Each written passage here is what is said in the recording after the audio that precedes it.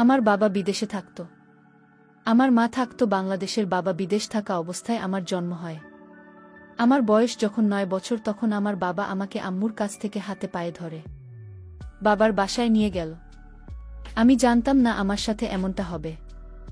আমিও বাবার সাথে চলে গেলাম বাবার বাসায়। কিন্তু আমার বাবা আর এক বিদেশি আঙ্কেল দুজনে মিলে আমার সাথে। তাহলে পুরো ঘটনাটি বলি। আজ সুরের গায়ে হলুদ।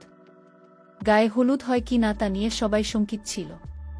কারণ শহরের আব্বা একটু ধামি ধরনের।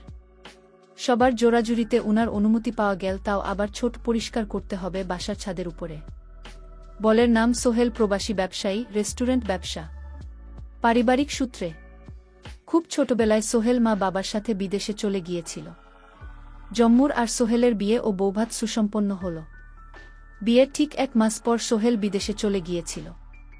বকে যাওয়া সোহেলের আব্বাও আম্মা চেয়েছিলেন বাঙালি নারী বিয়ে করে সংসারী হোক সোহেল। বিদেশ ঝুমুরকে ফোন করত সোহেল। ল্যান্ড ফোনেই কথা হতো। মোবাইল খুব প্রচলন ছিল না। বিয়ের 2য় মাসের মাঝামাঝিতে যুবক যখন কনসিভ করল, সবাই খুশি হলেও সোহেল খুশি হয়নি। সোহেল আস্তে আস্তে ঝুমুরের সাথে যোগাযোগ কমিয়ে দিল। আসলে তখন সোহেলের আবার সেই আগের প্রেমিকার সাথে পুনরায় কথা বলায় মেতে উঠেছিল। এদিকে যুগনূর যখন অস্থির হল যে আমার পেপারগুলো তৈরি করে পাঠাও, তখন সোহেল ঝুমুরকে বোঝালেন পেপার এখনও তৈরি হয়নি। পেপার তৈরি হতে আরও দেরি লাগবে। আর 7 মাস হয়ে গেলেও প্লেনে উঠতে দেবে না। তোমার এই শরীর নিয়ে এখানে আসার দরকার নাই, বাংলাদেশ করে তারপরে তুমি বিদেশে এসো। সোহেলের আব্বা কিছু আঁচ করতে পেরেছেন। ঝুমুরের সাথে সবসময় ফোনে খোঁজখবর রাখতেন। এদিকেও সময় ঘনিয়ে আসছে, ধীরে ধীরে সোহেল ফোন করে না। বললেই চলে, জঙ্গি সোহেলকে সবসময় ফোন করে যোগাযোগ রাখে। এদিকে 9 মাসের মাথায় বাচ্চার জন্ম নীল। সোহেলের আব্বা ক্লিনিক, বিল, আকিকা ও অন্যান্য খরচ বাদে মোটা অঙ্কের টাকা পাঠালেন। বাচ্চার নাম রাখা হল নেহা। নেহার বয়স যখন 4 মাস তখন সোহেলের আবার চাপের মুখে পেপারগুলো দেশে পাঠাতে বাধ্য হল সোহেল। একাই গেল বিদেশের জম্মুর, আর নেহা প্রথমেই ধাক্কা খেল সোহেল এয়ারপোর্টে এল না। জম্মুর মনে মনে প্রচণ্ড সকল। জিজ্ঞেস করলেন, সোহেল এল না কেন? সোহেলের মামা বলল, সোহেল খুব ব্যস্ত তাই আসতে পারেন নাই। এয়ারপোর্টের দেখার আগ্রহ রইল না ঝুমুর। শ্বশুর শাশুড়ির সাথে এয়ারপোর্ট থেকে বাসায় এল ঝুমুর। সোহেল বাসায় অনেক দেরি করে আসে। জম্মুরকে দেখে মোটেও খুশি হয় নাই। কিন্তু নিজের মেয়েটাকে, নেহাকে কোলে নিয়ে মাই বেবি বলে কেঁদেছিল। বাবার কোলে উঠে হেসে দিল নেহা। প্রথম হাসিটা দেখে মনে সত্যিই মায়া জন্মাল সোহেলের। 2-3 দিন নাকি সোহেল বাসা থেকে বের হয় নাই নেহার জন্য। সোহেলের আব্বা ঝুমুরকে বলে, দেখো, সোহেল সম্পূর্ণরূপে বদলে গিয়েছে নেহার জন্য। সোহেল নেহার জন্য পুতুল, খেলনা, জামা, অনেক কিছু গিফট কিনে আনলে এবং খুব ভালো আচরণ করতে লাগল, যাকে বলে পুরোপুরি চেঞ্জ। আসল ঘটনা শুরু এখান থেকেই। মনে মনে খারাপ ফোন দিয়েছে সোহেল। জম্মুর কিছুতেই বুঝতে পারেন না। খুব বেশি সরল মনেই সোহেলকে বিশ্বাস করেছিল। বিদেশে যাওয়ার 2 মাস পর একদিন সোহেল বলল, ঝুমুরকে আমি বাংলাদেশে যাচ্ছি ব্যবসার কাজে, তুমিও চলো, মাত্র 5 দিনের জন্য। যাও আসা 2-3, মাঝখানে 3 দিন। নেহাকে নেওয়ার দরকার নেই, কষ্ট হবে। 6 মাসের বাচ্চাকে রেখে আসতে রাজি হল না জম্মুর। কিন্তু সোহেল বোঝালে, রকম সুযোগ আর হবে না। তুমি হয়তো আর 3-4 বছরেও যেতে পারবে না। কি বুঝে চুমু রাজি হয়ে সোহেলের সাথে বাংলাদেশে আসলো। ঠিক দুপুরবেলা বাংলাদেশের সোহেল আর জুর আসলো।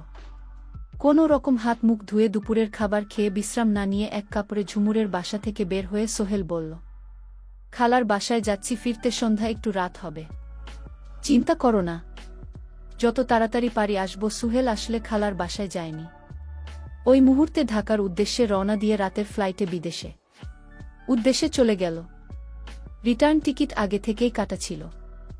এদিকে রাতে জম্মুর খালার বাসায় ফোন করে জানতে পারেন সোহেল ওখানে যায়নি। সবাই দুশ্চিন্তা করে হাসপাতাল, অন্যান্য জায়গায় খোঁজাখুঁজি শুরু করল। পরের দিন যখন থানায় ডায়েরি করবে তখনই সোহেল ফোন করে ঝুমুরকে। কথাগুলো ছিল এমন, তোকে বাংলাদেশ থেকে আমার আব্বা এনেছিল, তাই আমি নিজেই তোকে দেখে আসলাম। আর যোগাযোগ করবি না, আমার মেয়ে আমি রেখে দিলাম। এছাড়া আমার কোনো উপায় নাই। আবার কারণে তাকে বিয়ে করতে বাধ্য হয়েছিলাম। আমি তোকে আর রাখব না।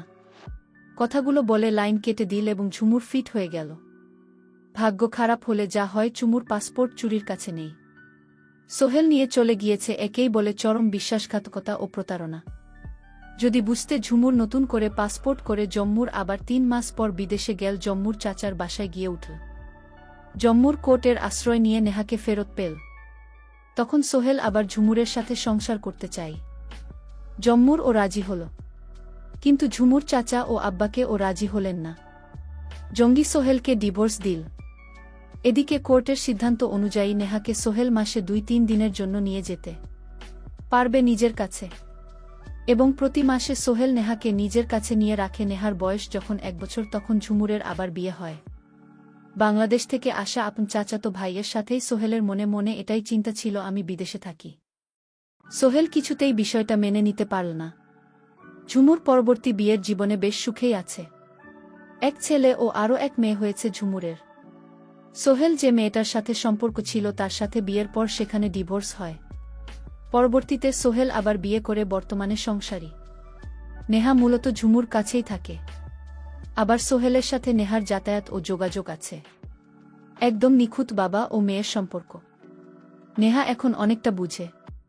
নেহা মাঝে মাঝে একা একা মন খারাপ করে। মা আছে, পাপাও আছে, কিন্তু আমি মাপা একসাথে নেই। এভাবেই চলতে থাকে জীবন। আর ভাবে জীবনটা কেন এমন হলো। নেহার বয়স যখন ৯ বছর তখন নেহা বুঝতে পারে যে আমার বাবা আমার মাকে ছেড়ে অন্য আরেকজনকে বিয়ে করে। তাই বাবার প্রতি একটা ঘৃণার জন্ম নিল নেহা। একদিন আকুতি মিনতি করল সোহেল তার মেয়েকে তার বাসায় নেওয়ার জন্য, কিন্তু ঝুমুর দেয়নি। তখন সোহেল বলল, মেয়ে তোমার একা না, আমার মেয়ের প্রতি অধিকার আছে। ওর শরীরে আমার রক্ত আছে। প্লিজ আমার মেয়েকে আমার বাসায় একদিনের জন্য দাও। জম্মুর বলল, হঠাৎ আপনার মেয়ের প্রতি এমন সহানুভূতি দেখাচ্ছেন কেন? শুধু একদিনের জন্য নেহাকে আমার কাছে দাও। নেহা দেখতে মাশাল্লাহ অনেক সুন্দরী হয়েছে। এবার ক্লাস 7-এ পড়ে। ঝুমুর, তুমি আমার মেয়েকে একবার দাও আমার বাসায়, আমি একদিন রেখে আবার দিয়ে দেব। তখন ঝুমুর কোনো উপায় না পেয়ে বলল, ঠিক আছে, একদিনের বেশি, কিন্তু আমার মেয়ে তোমার বাসায় থাকতে পারবে না। ঠিক আছে ঝুমুর, তোমাকে অনেক ধন্যবাদ রাজি হওয়ার জন্য। মানে হাজ বাবার সাথে বাবার বাসায়। নেহা বলল, আমি তোমাকে ভালোবাসি না বাবা, কারণ আমার মাকে তুমি অনেক কষ্ট দিয়েছ।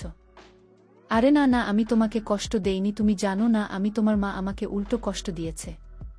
আজ থাক মামনি, এসব কথা তোমাকে আজ সারাদিন নিয়ে ঘুরব, অনেক সুন্দর জায়গায় নিয়ে যাব যেখানে তুমি কোনোদিন যাওনি। এখনই সত্যি বাবা, তুমি আমায় রকম সুন্দর সুন্দর জায়গা নিয়ে যাবে। আমি যাব বাবা, তুমি আমাকে নিয়ে যাও। ঠিক আছে মা, আজ রাত আমার বাসা থেকে কাল তোমাকে ঘুরতে নিয়ে যাব। এদিকে বাবার মনে অন্য চিন্তা ঘুরপাক খাচ্ছিল। নেহাকে কি করা যায়? আমার স্ত্রী আমার প্রতি যে অত্যাচার করেছে, আমাকে যেভাবে ঠকিয়েছে, এর একটা কিছু করব যেন আমার স্ত্রী বুঝতে পারে আমি কতটা ভয়ঙ্কর হতে পারি। আমার স্ত্রী আমাকে যেভাবে ঠকিয়েছে। বাবা মনে মনে কি ভাবছ? মাকে ঘুরতে নিয়ে যাবেন না? জাগো মা, এই তো বাড়ির কাছাকাছি এসে গেছি। তারপর বাসায় নেহাকে নিয়ে রাতে মাংস সবজি কিচেন দিয়ে খেয়ে নিলাম। মামনি, তুমি এখন ঘুমিয়ে পড়, পাশের রুমে, এটা তোমার জন্য করেছি। তুমি ঘুমাও না, সকালে তোমাকে নিয়ে ঘুরতে যাব। নেহা খুশি হয়ে ঘুমিয়ে পড়ল। সকাল হল, নেহা বলল, বাবা ঘুরতে যাবে না? যাব মা, তুমি সেজেগুজে নিজেকে তৈরি করো। তারপর আমি বাবার কথা মতো নিজেকে তৈরি করে নিলাম। তারপর বাবার সাথে ঘুরতে বের হওয়ার জন্য রওনা দিলাম। বাবা আমাকে নিয়ে যেতে যেতে পাহাড়ি এলাকায় নিয়ে গেল। পাহাড়ের নিচে সাগর, কি অদ্ভুত সুন্দর দৃশ্য, দেখলে মন জুড়িয়ে যায়। এদিকে নেহার বাবা এক লোকের সাথে ফোনে কথা বলতেছিল অনেকক্ষণ ধরে। বাবা, তুমি কার সাথে কথা বলল? আরে মা, তোমার এক বিদেশি আঙ্কেলের সাথে। সোহেল বলল, কোথায় আছেন না? আমি আমার মেয়েকে নিয়ে হাজির। আপনার কোথায় চলে আসেন? আমি বান্দরবানে পাহাড় আছি। ঠিক আছে, আপনি এখানে থাকে, আমরা আসছি। নেহা বলল, বাবা চলো এখন অন্য কোথাও যাই, এখানে আর ভালো লাগছে না বাবা। আরে মা, তো মা, এক বিদেশি আঙ্কেল আসবে তোমায় দেখতে। আমি বলেছি আমার মেয়ে অনেক বড় হয়ে গেছে, তখন তোমার আঙ্কেল তোমায় দেখতে আসছে, তোমার জন্য গিফট নিয়ে আসছে। বাবা, সত্যিই আমার জন্য গিফট নিয়ে আসছে? এতক্ষণে তখন বিদেশি আঙ্কেল হাজির হল। তখন সোহেল বলল, এ হচ্ছে আমার মেয়ে নেহা। মাশাল্লাহ, অনেক সুন্দর হয়েছে মেয়েটা তোমার। তখন ওই আঙ্কেল আমার দিকে কিভাবে যেন তাকিয়ে রয়েছে। আমার খুব ভয় লাগছিল। বাবা চলো, আমার গিফট লাগবে না, এখান থেকে চলে যায়। বিদেশি আঙ্কেল, কেন মা? আমিও তোমার বাবার মতো, আমাকে ভয় করছো কেন? বাবা, তুমি এই আঙ্কেলের কাছ থেকে নিয়ে যাও। সোহেল বলল, কি বলল মা? আমি তোমাকে এনেছি তোমার বিদেশি আঙ্কেলের হাতে, তোমাকে তুলে দেব। তুমি বিদেশ গিয়ে আরও অনেক সুন্দর সুন্দর দৃশ্য দেখতে পারবে না। তুমি তোমার আঙ্কেলের সাথে চলে যাও মা, আমি কিছুদিন পর তোমাকে নিয়ে আসব।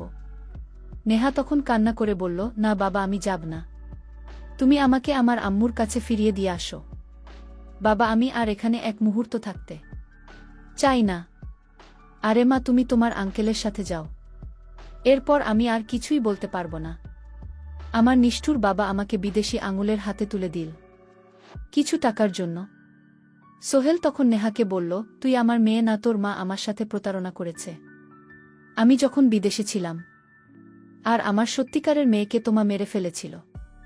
আর তাই তোকে বিদেশি আঙ্কেলের হাতে তুলে দিলাম, যেন তোর মা আর তোকে কোনোদিন যেন খুঁজে না পায়। সন্তান হারানোর যন্ত্রণা আমি হারে হারে টের পাচ্ছি। আজ তোর মা বুঝতে সন্তান হারানোর যন্ত্রণা। তোকে যখন খুঁজে পাবে না তখন বুঝবে। বাবা, তাই বলে তুমি আমাকে দিয়ে তুমি প্রতিশোধ নিচ্ছ? বাবা, আমার কম বয়সে আমাকে ফেলে দিও না। চুপ কর, তুই আমার মেয়ে না, আমাকে বাবা বলে ডাকবি না। এই কথা শোনার পর আমি আর কিছুই বলতে পারব না। হঠাৎ ঘুম থেকে উঠে দেখি আমি বিদেশ আঙ্কেলের বাসায়। তারপর কি হলো সেটা শোনার জন্য পরবর্তীতে ভিডিও দেওয়া হবে। সেই পর্যন্ত সবাই ভালো থাকবেন। ধন্যবাদ।